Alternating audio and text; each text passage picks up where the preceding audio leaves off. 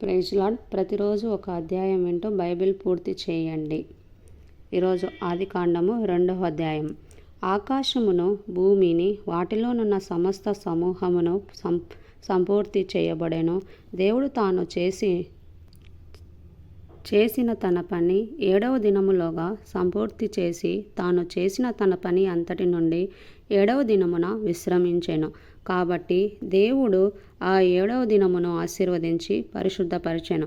ఏలయనగా దానిలో దేవుడు తాను చేసినట్టు సృజించినట్టు తన పని అంతటి నుండి విశ్రమించెను.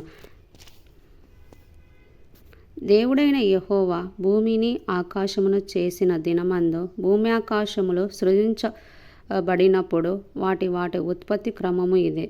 అది వరకు పొలమందలి ఏ పొదయు భూమి మీద నుండలేదు, పొలమందలి ఏ చెట్టును మొలవలేదు.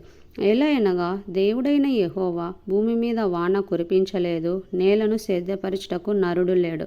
అయితే ఆవిరి భూమి నుండి లేచి నేల అంతటిని తడిపెను.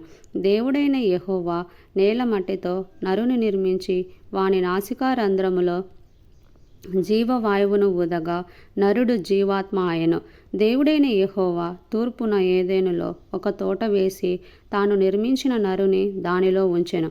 మరియు దేవుడైన యెహోవా చూపునకు రమ్యమైనదియు ఆహారమునకు మంచిదియు నైనా ప్రతి వృక్షమును ఆ తోట మధ్యను జీవవృక్షమును మంచి చెడ్డల తెలివినిచ్చు వృక్షమును నేల నుండి మొలిపించెను.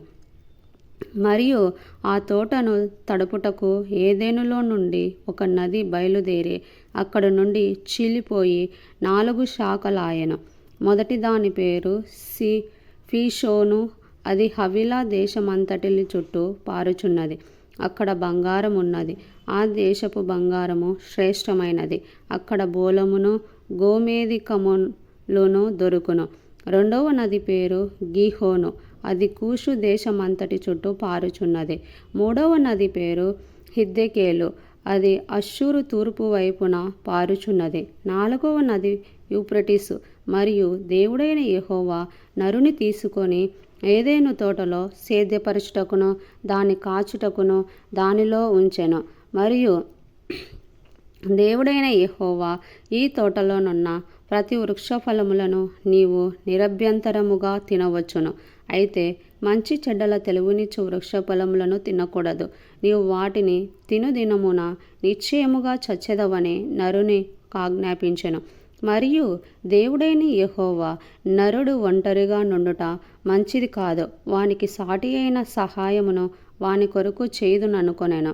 దేవుడైన యెహోవా ప్రతి భూజంతువును ప్రతి ఆకాశ పక్షిని నేల నుండి నిర్మించి ఆదాము వాటిని ఏ పేరు పెట్టెనో చూచుటకు అతని యొద్దకు వాటిని రప్పించెను. జీవము గల ప్రతి దానికి ఆదాము ఏ పేరు పెట్టెనో ఆ పేరు దానికి కలిగెను. అప్పుడు ఆదాము సమస్త పశువులకును ఆకాశ పక్షులకును సమస్త భూజంతువులకును పేరులు పెట్టెను. అయినను ఆదామునకు సాటి అయిన సహాయము అతనికి లేకపోయెను. అప్పుడు దేవుడైన యెహోవా ఆదామునకు గాఢనిద్ర కలుగజేసి అతడు నిద్రించున్నప్పుడు అతని ప్రక్క టెముకలలో ఒక దానిని తీసి ఆ చోటును మాంసంతో పూడ్చివేసెను.